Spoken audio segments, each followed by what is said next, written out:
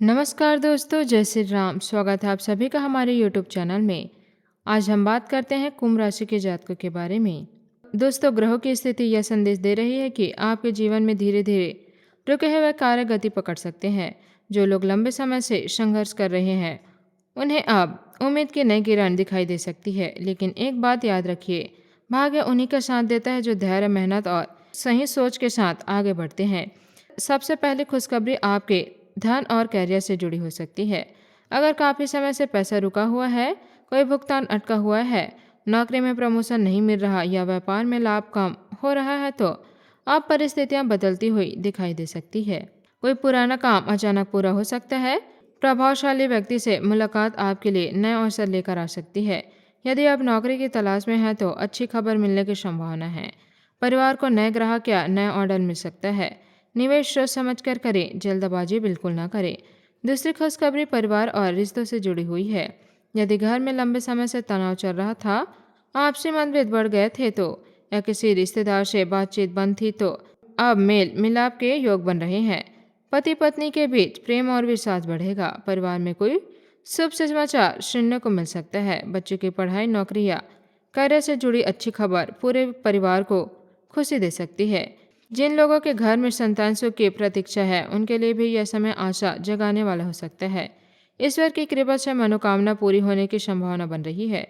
तीसरी खुशखबरी स्वास्थ्य से जुड़ी हो सकती है।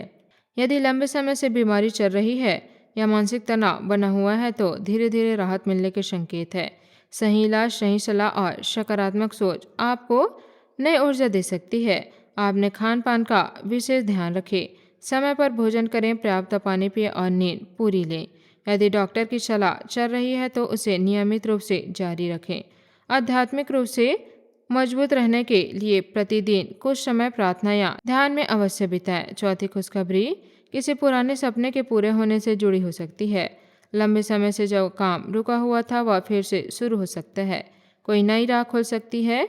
विदेश जाने की इच्छा रखने वाले को अवसर मिल सकता है। पढ़ाई कर रहे विद्यार्थी परीक्षा या प्रतियोगिता में सफलता मिलने के संकेत है। मेहनत का फल अब धीरे धीरे सामने आने वाला है। पांचवी खुशखबरी सम्मान और पहचान से जुड़ी हुई है।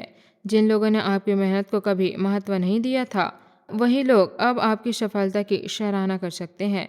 समाज में आपका मान सम्मान बढ़ेगा। परिवार के लोग आपकी सलाह को महत्व देंगे।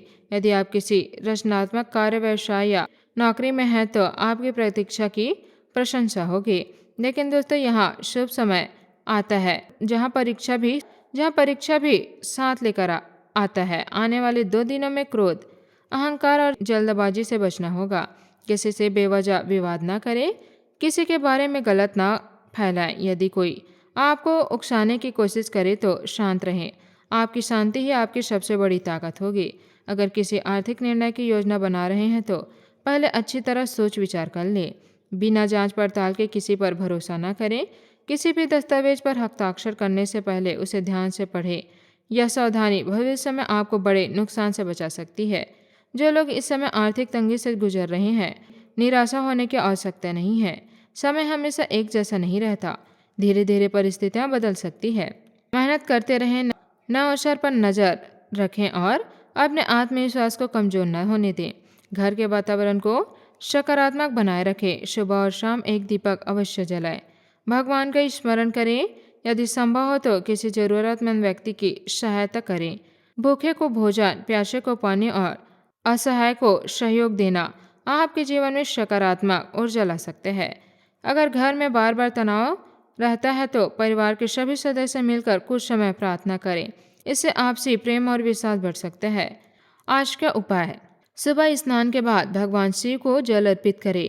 ओम नमः शिवाय मंत्र की 108 बार जाप करें।